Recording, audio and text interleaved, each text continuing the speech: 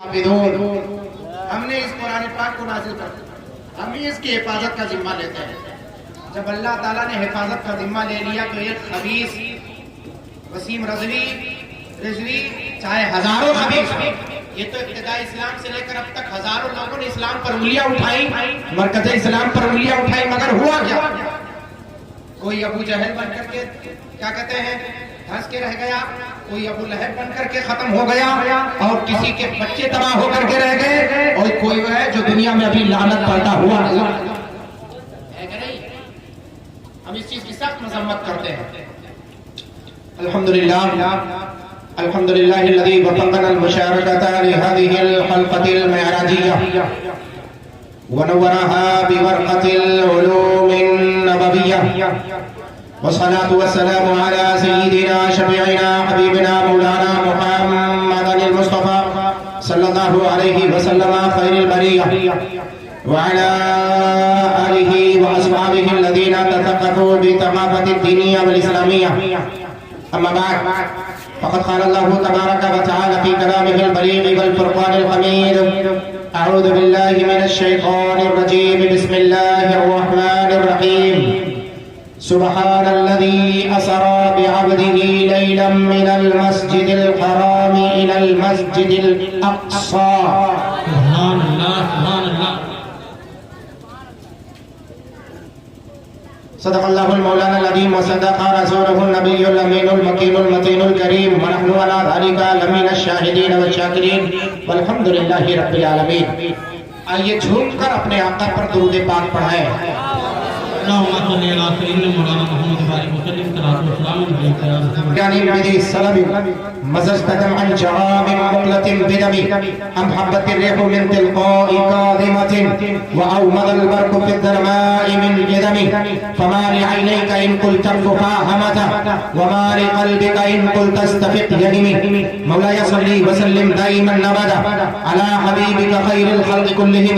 हमारे हज़रत आपके हज़रत मुजद्दिद दीन व मिल्लत आयतुन मिन आयातिल्लाह मुअजिज़तुन मिन मुअजिज़ाति रसूलिल्लाह ख़वास बहरे मारिफत फ़ख्रे ज़मीन व ज़मन जबलुल इस्तिक़ामत कंज़ुल करामत सय्यदी सरकार आला हज़रत इमाम अहमद रज़ा खान फ़ाज़िल बरेलवी अलैहि रहमत व रिज़वान बड़े ही अच्छे अंदाज़ में क़सीदे मेराजिया में प्यारे मुस्तफ़ा सल्लल्लाहु अलैहि वसल्लम को इस मेराज का नक्शा खींचते हुए आप फरमाते हैं वो सरवरे किश्वरे रसालत जो अर्श पर जलवागर हुए थे, वो सरवरे किश्वरे रसालत जो अर्श पर जलवागर हुए थे, नए निराले तरफ के सामा अरब के मेहमान के लिए थे, नए निराले तरफ के सामा अरब के मेहमान के लिए थे। मैं डायरेक्ट मौजू में दाखिल होता हूँ ताकि आप तमामी हज़रात अपने ज़हन व फिक्र को हाजिर करें। फरमाते हैं या रसूल अल्लाह तबारक अल्लाह शान तेरी तुझी को ज़ेबा है बेनियाज़ी, तबारक अल्लाह शान तेरी तुझी को ज़ेबा है बेनियाज़ी। अरे कहीं तो वो जोशे लंदरानी कहीं तकाज़े विसाल के थे। नारे तकबीर नारे रिसालत जश्न मिलादुन नबी हज़रत अल्लामा मुफ्ती मोइनुद्दीन साहब क़िबला धरी। नारे तकबीर नारे रिसालत। कुछ बचाए रखे हैं हमारे लिए, सिर्फ गाड़ी वाले नहीं, कुछ हमारे लिए बचाए रखे हैं। हाँ ठीक है बस देखें आप मोहब्बत से सुन ले मेरी बातों को, उसके बाद मुझे और कोई आपसे चाहत नहीं है, सुनने के बाद उस पर अमल करें, क्योंकि एक चीज बहुत जरूरी है। बातें मेराज मुस्तफा और रब उस शख्स का जिसने कुरान पाक की आयतों पर उंगली उठी, दो चीजें बस, इससे और मौका मिलेगा और वक्त रहा और आप कहेंगे तो फिर सुनाया जाएगा। सुने तबारक अल्लाह शान तेरी तुझी को ज़ेबा है बेनियाज़ी, कहीं तो वो जोशे लंदरानी कहीं तकाज़े विसाल के थे। उसके बाद आगे चलकर फरमाते हैं नमाज़े अक़सा में था यही से, नमाज़े अक़सा में था यही से कि हो आया माने अव्वलो आखिर, नमाज़े अक़सा में था यही से कि हो आया माने अव्वलो आखिर, कि दस्त बस्ता है पीछे हाजिर जो सल्तनत पहले कर गए थे, दस्त बस्ता है पीछे हाजिर जो सल्तनत पीछे कर गए थे। ज़हन व फिक्र को हाजिर करें तो मैं शेर की कचरी आप तमामी हजरात तक पहुंचा दो। इससे पहले जो मैंने कहा था तबारक अल्लाह शान तेरी तुझी को ज़ेबा है बेनियाज़ी, कहीं तो वो जोशे लन तरानी, कहीं तकाज़े मिसाल के थे। आप जानते हैं अंबिया किराम में से एक तरफ हजरत सैयदना मूसा अलैहिस्सलाम है, एक तरफ हजरत सैयदना इब्राहिम अलैहिस्सलाम है। इन दोनों नबियों ने परवरदिगार को देखने की चाहत की है। इब्राहिम अलैहिस्सलाम ने कहा वही क़ाल इब्राहिम रब्बी अरिनी कैफ़ तुह्यिल मौता क़ाल अवलम तु'मिन क़ाल बला वलाकिन लियत्मइन्ना क़ल्बी। इधर हजरत मूसा अलैहिस्सलाम रब्बी अन्नी अरा अंज़ुरु इलैक, हजरत मूसा अलैहिस्सलाम ने कहा मौला मैं तुझे देखना चाहता हूँ, मगर परवरदिगार ने हजरत इब्राहिम अलैहिस्सलाम के चाहत को कबूल कर लिया, हजरत मूसा अलैहिस्सलाम की चाहत को कबूल नहीं किया। मनसब नबूवत पर हजरत इब्राहिम भी है, मनसब नबूवत पर हजरत मूसा भी है, मगर मैं पूछना चाहता हूँ कि पड़रिया ऊपर को जवार क्या है ये जिंदा दिल मुसलमानों, मुझे बताओ हजरत इब्राहिम अलैहिस्सलाम ने कौन सा सवाल किया था कि अल्लाह ने उनके सवाल का जवाब दे दिया। हजरत मूसा ने सवाल कैसा किया था कि अल्लाह ने फरमाया मूसा इस सवाल के जवाब के लायक तो नहीं है। आखिर हुआ क्या था, इसको समझने के लिए सिर्फ दो चीजें आपको समझना है। आदम अलैहिस्सलाम से लेकर हजरत ईसा अलैहिस्सलाम तक अल्लाह ताला ने जितने नबियों को भेजा है सारे नबियों को अपने सिफात का मजहर बना करके भेजा है। उसमें से सिर्फ मेरे प्यारे मुस्तफा को अपनी जान का मजहर बना करके भेजा है। तब हजरत इब्राहिम अलैहिस्सलाम ने जो सवाल किया था वो सिफत का सवाल किया था। जब सिफत का सवाल किया तो परवरदिगार ने जवाब दिया चार परिंदे ले ले और ले जा, उनको काट पीट करके एक एक अलग अलग करके टुकड़े और चार पहाड़ी पर रख दे और हर परिंदे का नाम ले, वो परिंदा मेरे नाम से उड़ता हुआ नजर आएगा। मगर मूसा अलैहिस्सलाम से जब मूसा अलैहिस्सलाम ने कहा मौला मैं तुझे देखना चाहता हूँ, कहा मैं दिखाना तो चाहता हूँ पर तेरी आंखों में वो पावर ही जो तू देख सके, कहा मौला एक अदना सी छलकी दिखा दे। तब 70,000 पर्दों के परे उस कूहे दूर पर जिसको मोइनुद्दीन अज़हरी ने अपने माथे की निगाहों से भी देखा है, कूहे दूर पर हजरत मूसा अलैहिस्सलाम के उस पेड़ के पास अल्लाह तबारक व तआला ने अपने तजल्ली की छलकियां फरमाई और फरमाया मूसा तरफ की तरफ दे। मूसा अलैहिस्सलाम ने कहा मौला मैं देखूंगा मगर मेरे एक सवाल का जवाब दे दे। कहा सवाल का जवाब है क्या, सवाल तो पहले पूछ। मूसा ने कहा था मौला मैं तेरे जान को देख नहीं सकता, 70,000 पर्दों के परे अपने तजल्ली की अपना सी झलकी मुझ पर डाल रहा है। कोई ऐसा भी है जो तेरे जलवे का नजारा करे, कोई ऐसा हो तो बता। तो मशीयत यज़दी से आवाज आई थी कि ऐ मूसा तू समझना चाहता है तो समझ ले, जो मेरी शरीयत का मेरी जात का जो नजारा करेगा वो कोई और नहीं वो आमिना का लाल होगा। ऐ मूसा न तू देखे न चश्मे अंबिया देखे, मुझे देखे तो सिर्फ निगाहे मुस्तफा।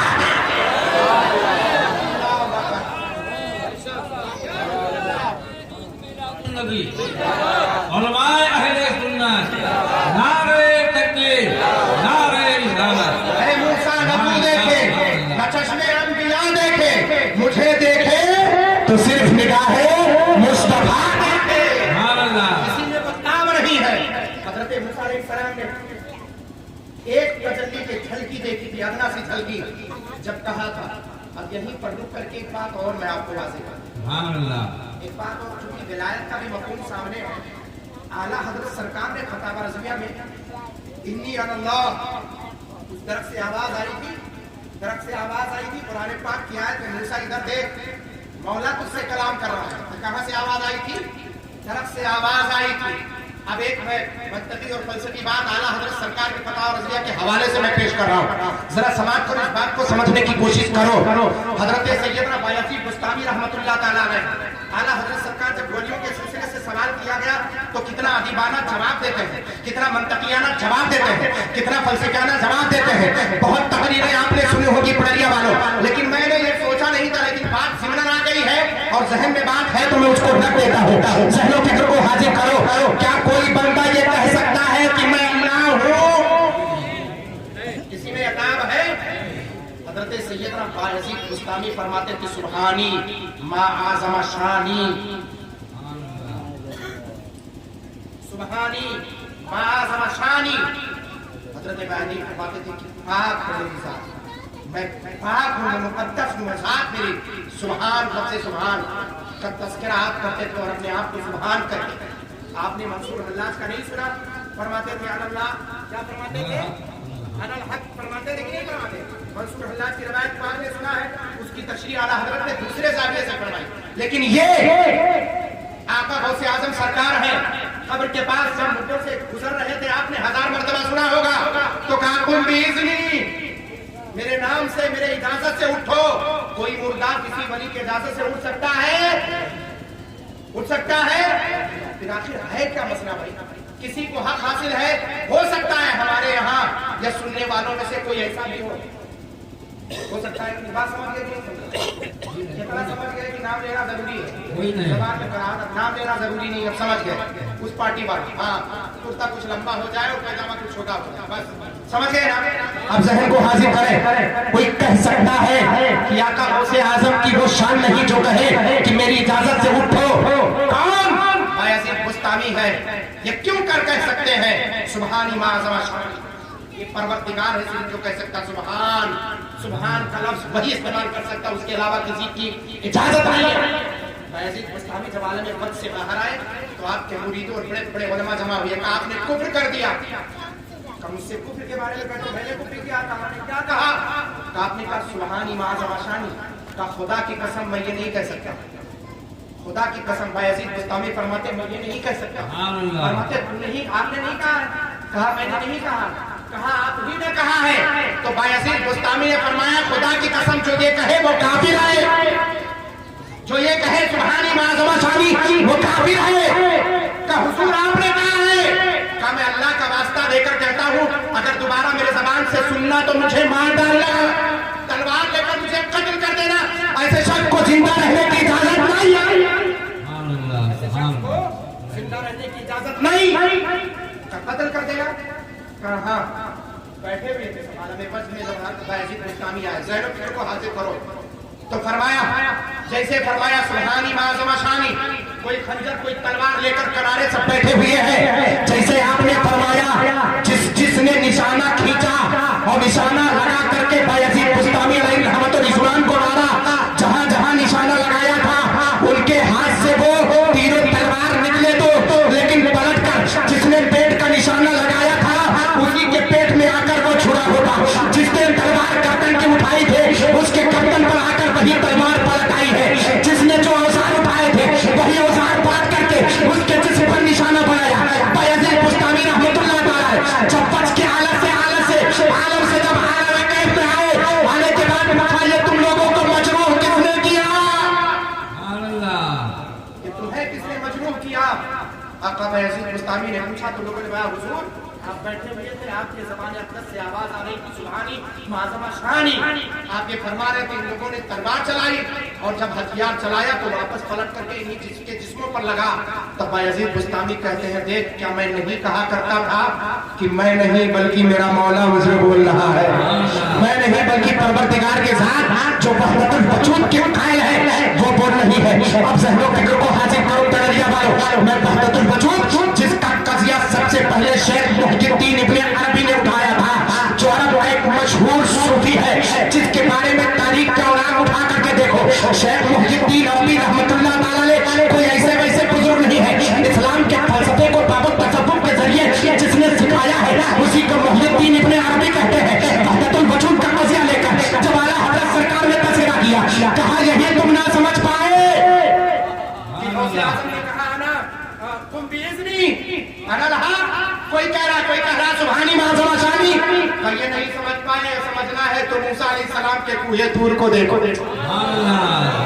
मूसा अलैहिस्सलाम के कूहे तूर को देखो। कहा कूहे तूर का मसला क्या है? कहा जब हजरत मूसा अलैहिस्सलाम कूहे तूर पर गए तो चलिए मौला को देखने के लिए कहा, तो परवरदिगार ने फरमाया मूसा दरख्त की तरफ देख। दरख्त की तरफ देखा तो आवाज आई दरख्त से इन्नी अल्लाह। दरख्त ने कहा मूसा मैं अल्लाह हूँ। किसने कहा? और ये कुरान है, और कुरान का इनकार ना तो हम कर सकते हैं, ना तो चौखड़ा कर सकता है, ना तो नज का बदमाश औलाद कर सकता है, ना तो दुनिया का कोई मौलवी कर सकता है, ना तो वसीम नजवी जैसा खबीज कर सकता है, कोई नहीं कर सकता। कुरान पाक में दखलंदाजी करने का कोई हक किसी को नहीं है। ये कुरान पाक है। जब अल्लाह ने फरमाया अल्लाह तरफ से आवाज आई, मूसा अलैहिस्सलाम ने उस पर तवज्जो दिया कि नहीं दिया? एक झलकी देखी थी बस। उसके बाद हुआ क्या? एक झलकी देखने फखरना मूसा साइका, मूसा अलैहिस्सलाम बेहोश होकर गिर पड़े। जबार में कैद में आए, उसके बाद जब सुकून मतानत में आए, हजरत मूसा अलैहिस्सलाम उठे तो आवाज आई, मूसा अपने आंखों पर पर्दा डाल दे।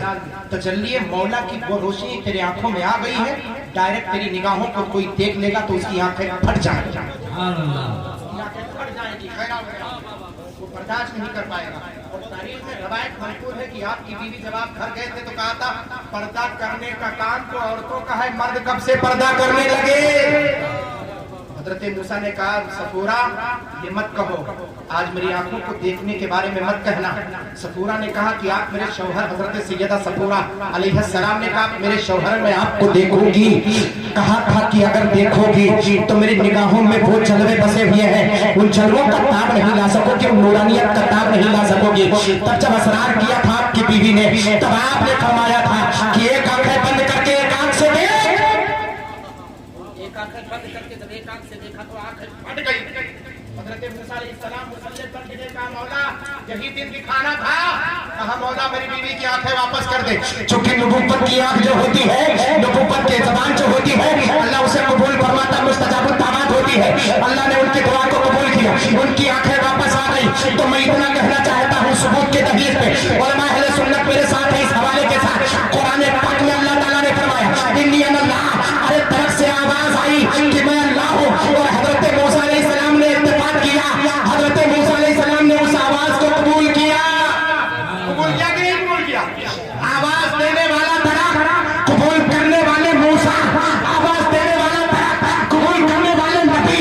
एक तरह आवाज दे, नबी उसे कबूल करे तो नच के बदमाश औलादो, जब परवरदिगार अपने सिफत का वजूद एक तरह में डाल सकता है, जब तरह की शरीयत का ये आलम है तो आप अब्दुल कादिर जिलानी का आलम क्या होगा, हजरत बायजीद बुस्तानी का आलम क्या होगा। अरे जब हुए के गदा भर देते हैं शहाने रज़ाया की झोली, मुहताज का जब ये आलम है मुहताज का आलम। नारे नारे तकबीर, नारे रिसालत, उलमाए अहले सुन्नत, नारे तकबीर।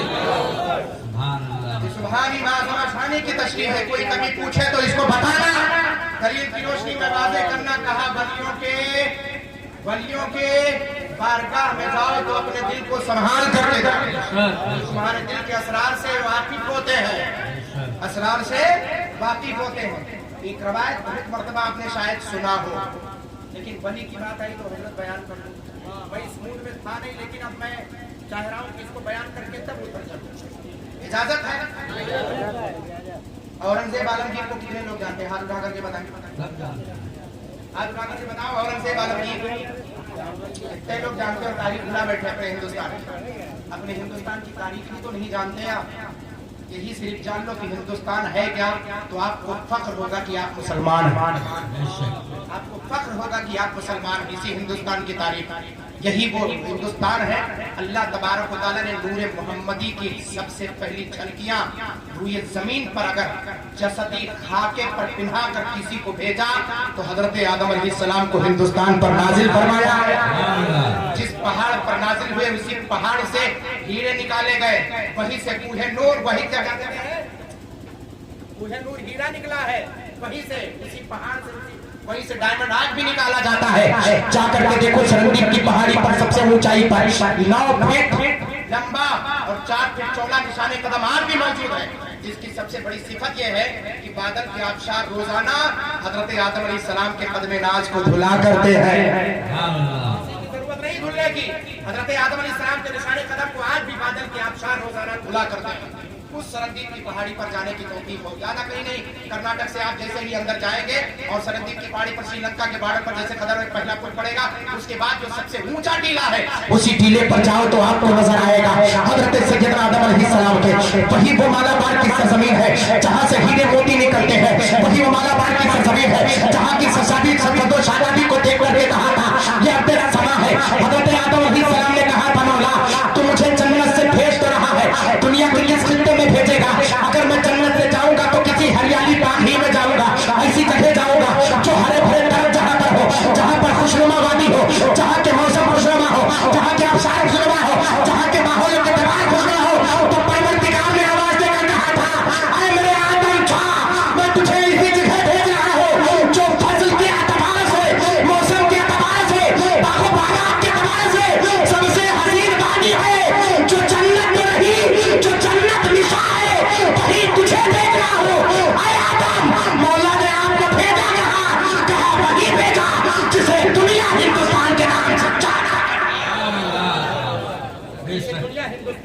से दाना बेशक बेशक वहीं भेजेंगे अपना हिंदुस्तान। जन्नत निशा कहा है अल्लामा इकबाल ने, क्या कहा है? जन्नत तो नहीं लेकिन जन्नत निशा है। अपने हिंदुस्तान को समझो, यही का बादशाह औरंगजेब आलमगीर, उसके कान में चौखड़ों ने, वक्त के नश के बदमाश औलादों ने कान में डाला। ये मुसलमान अनभक्त हैं, सुन्नी अनभक्त हैं, ये कब्रों के क्या कहते हैं जाते हैं और जहाँ पाते हैं वही फातिहा पढ़ना शुरू कर दे। और ये बहुत से लोग हमारे यही दो टांग के जानवर भी कहते रहते हैं, बहुत से लोग हमारी तरह कुर्ता पैजामा पहनते टोपी कहते हैं, अरे कहाँ जाते हो शाहजहां के यहाँ, वहाँ मिलेगा क्या? कहाँ जाते हो गाजी सरकार के यहाँ मिलेगा क्या? कहाँ क्या जाते हो खाजे पाक के यहाँ, वहाँ तुम्हें मिलेगा क्या? कहाँ जाते हो बाबा नकी अली शाह के यहाँ, तुम्हें मिलेगा क्या? यही तो कहते हैं। अब इस सवाल का जवाब आप ले। औरंगजेब आलमगीर तारीख आप नहीं जानते तो रवायत आपको क्या याद होगी? आपको शायद नहीं याद होगी। अब ज़हन फिक्र को हाजिर करें। औरंगजेब आलमगीर से कहा कि जहाँ पहुँचते हैं ना तो वली का मज़ार, ना तो कुछ, और फातिहा पढ़ना शुरू करते हैं, इन सबको उखड़वाएं। वक्त का बादशाह का पावर उसके हाथ में, भाई पावर जिसके पास हो, कुर्सी जिसके पास हो तो कुछ भी कर सकता है। देखो आज के दौर में कुर्सी जिनके पास है, ये वसीम रजवी की जबान बोल रही है, ये रजवी की जबान बोल रही है, ये खबीस की जबान बोल रही है, नारंगी ताकत है उसके पीछे वो बोल रही है, रिजवी नहीं बोल रहा। उसके जमात वालों ने उसको खारिज कर दिया था, वो शिया नहीं है, उसको कहोगा क्या? धोबी का कुत्ता, न घर का न घाट का, कहीं का न रहा। अरे कुरान पाक को छोड़ा तो तेरी नस्लें बर्बाद हो गई, तुम्हारे अपनों ने तेरा दामन छोड़ दिया। कुरान पाक वो किताब है, अल्लाह के मुकद्दस किताब से फिरका जब अरब वाले भी न पाए।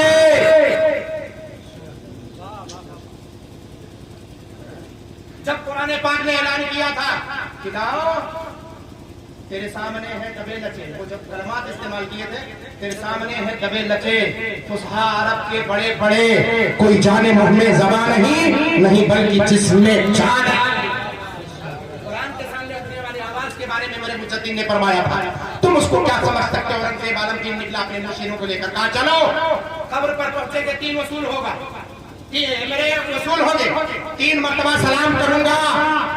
पहली मरतबा अगर जवाब आया तो ठीक, दूसरी मरतबा जवाब आया तो ठीक, तीसरी मरतबा जवाब आया तो ठीक, तीसरी मरतबा अगर जवाब नहीं आया जिस कब्र से, उस वली के कब्र को उखाड़ दिया। ये क्या कहते हैं?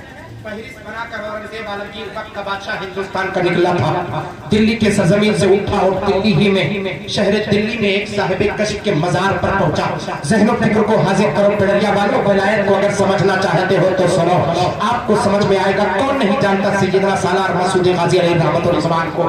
कौन नहीं जानता शहीद वफा को? 18 साल की जवानी जिसने राह मौला में कुर्बान कर दी है, वो वक्त का बादशाह निकला था दिल्ली के सरजमीन पर।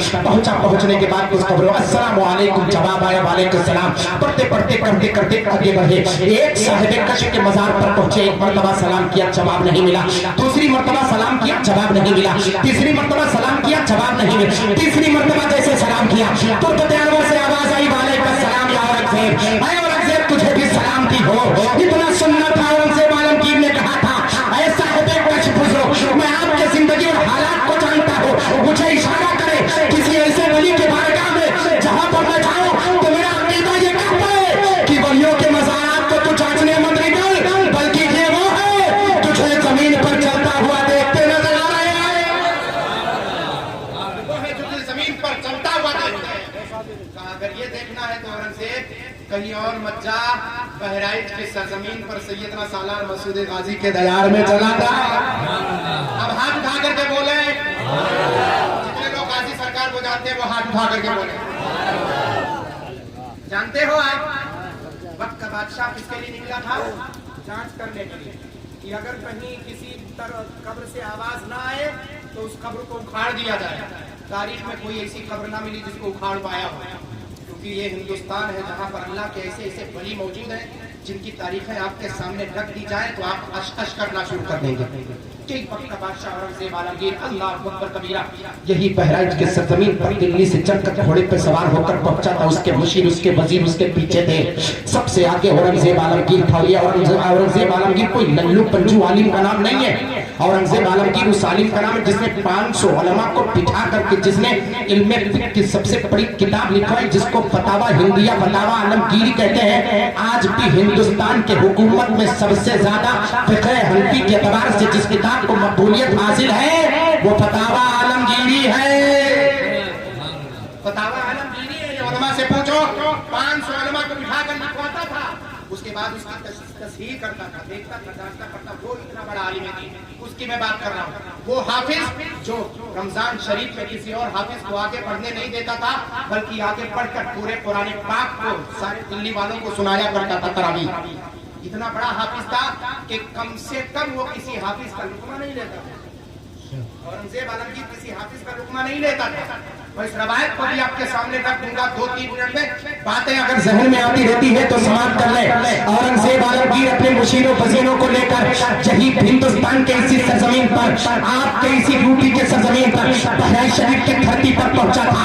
आप जानते हैं जंजीरी गेट किसे कहते हैं, आप जानते हैं सैयदना सालार मसूद गाजी किसे कहते हैं। जंजीरी गेट से पहुंचने से पहले पक्का औरंगजेब आलमगीर आ रहा था, तब तक तुर्बते गाजी से आवाज आई थी, औरंगजेब आलमगीर घोड़े से नीचे उतर, तुझे पता नहीं अल्लाह के मुकद्दस वली का मज़ार है, बड़े बड़े बादशाह जहां पर सर को झुका के आते हैं, तू घोड़े पर सवार होकर के आता है। तारीख के औरात कमा है। औरंगजेब आलमगीर घोड़े से निकला था, उसके जिस्म में कपकपाहट तारी थी। पूछा था ये किसका मज़ार है, कहा वो सैयदना सालार मसूद गाजी है जो चलने वाले के हरकतों सकरात को नकल कर रहे हैं। तब किसी फकीर से पूछा था, इस तुर्बत के मकान को बताओ, तो उस फकीर ने कहा था, ऐ वक्त का बादशाह तू आज चल करके आया है, ये तैयारे गाजी वो तैयारे गाजी है कि मुझ जैसा फकीर, तुझ जैसा बादशाह उसी दरबार में कांपता हुआ, तुझ जैसा फकीर और तुझ जैसा बादशाह जिस दरबार में कांपते हुए हो, फराते हुए हो, उसी को दरबारे गाजी वो दरबारे गाजी है। सुनो, तब उसके बाद वहीं से अहद किया था औरंगजेब आलमगीर ने, खुदा की कसम आज के बाद कभी इम्तिहान लेने नहीं निकलूंगा। ये साहिबे गश्त लोग हैं, ये दिल के हरकतों सकनात को जान लेते हैं। दिल्ली से चलकर कौन किस गरज से आया है, जब मेरा गाजी दूल्हा अपने तुर्बते अनवर से देख रहा है, जब गाजी सरकार के उलूम व फुनून का आलम है, तो मदीने के ताजदार के उलूम का आलम क्या होगा। ये वलियों की चाह है, कभी हरकतों सकनात मत करना, कभी एतराज और इश्कालात मत करना। ये दिल की कैफियत है, इसको समझना फिर आगे बढ़ना। यही औरंगजेब बस एक रवायत पढ़ा करके मैं आगे बढ़ता हूँ, एक रवायत बस। शेख अभी कुछ ही दिन पहले आप जानते हैं, मौलाना लाल मोहम्मद साहब भी जानते हैं, कुछ ही दिन पहले मैं इलाहाबाद गया था, अभी 2 तारीख को, ज्यादा इसी 2 तारीख मार्च। इलाहाबाद के सरजमीन पर सैयदना शेख मुहिबुल्लाह इलाहाबादी रहमतुल्लाह, बहुत बड़े बुजुर्ग हैं। रवायत आपने शायद सुनी हो कि नहीं सुनी हो। यही औरंगजेब आलमगीर है। दिल्ली पहुंच गए वो, पहुंचने के बाद रमजान का महीना था, औरंगजेब आलमगीर के पीछे नमाज पढ़ते थे, तरावीह की नमाज। किसकी नमाज? तरावीह की नमाज। और ये बात पूरे दिल्ली में मशहूर थी कि औरंगजेब आलमगीर किसी का लुकमा नहीं लेता, वो अपने हित पर इतना एतमाद, इतना भरोसा रखता है, उसको अपनी याददाश्त पर इतना भरोसा, वो किसी का लुकमा नहीं लेता। पहुंच गए, पीछे खड़े थे, औरंगजेब आलमगीर पढ़ने लगा, एक जगह जबर जिगर का मसला हो गया। पीछे से शाह मुहिबुल्लाह इलाहाबादी लुकमा दे रहे, वो लुकमा ही नहीं ले रहा, वो लुकमा दे रहे, वो लुकमा ही नहीं ले रहा, लुकमा दे रहे, लुकमा ही नहीं ले रहा। यही सिलसिला दराज हुआ, कुछ देर तक पहुंचा, वक्त के बादशाह को लुकमा लेना पड़ा, लुकमा लिया, 2 रकात नमाज अदा कराई, 2 रकात के बाद जब सलाम फेरा तो पूछा कौन है जिसने औरंगजेब को लुकमा दिया।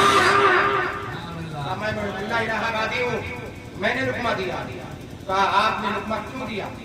कहा तुमने जो कहा, जो पढ़ा है वो गलत पढ़ा, मैंने जो कहा वो सही कहा। तो कहा कुरान पाक उठा करके देखो, दिल्ली के जामा मस्जिद में उस वक्त कितने नुस्खे थे? 11 नुस्खे थे। कितने नुस्खे थे? 11 नुस्खे थे। 5, 10 से 11 नुस्खे, यानी 11 तरह की लिखावट मौजूद थी। 11 नुस्खों को बुलाया गया, रखाया गया। आप अपने इस हिंदुस्तान की अहमियत को समझे। हिंदुस्तान है क्या? यहाँ के अल्लाह के मुकद्दस वली आखिर है क्या? तुम इनको जानते क्या हो?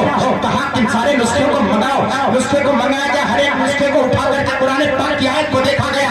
एक नुस्खा उठाया गया तो वो तारीफ कर रही है औरंगजेब आलमगीर की। दूसरा नुस्खा उठाया गया तो तारीफ शेख मुहिबुल्लाह इलाहाबादी की हो रही है। तीसरा नुस्खा उठाया गया तो तारीफ औरंगजेब आलमगीर की हो रही है। चौथा नुस्खा उठाया गया तो शाह मुहिबुल्लाह इलाहाबादी की तारीफ हो रही है, जिसमें से 5 नुस्खे इलाहाबादी के हक में थे और 6 नुस्खे औरंगजेब आलमगीर के हक में थे।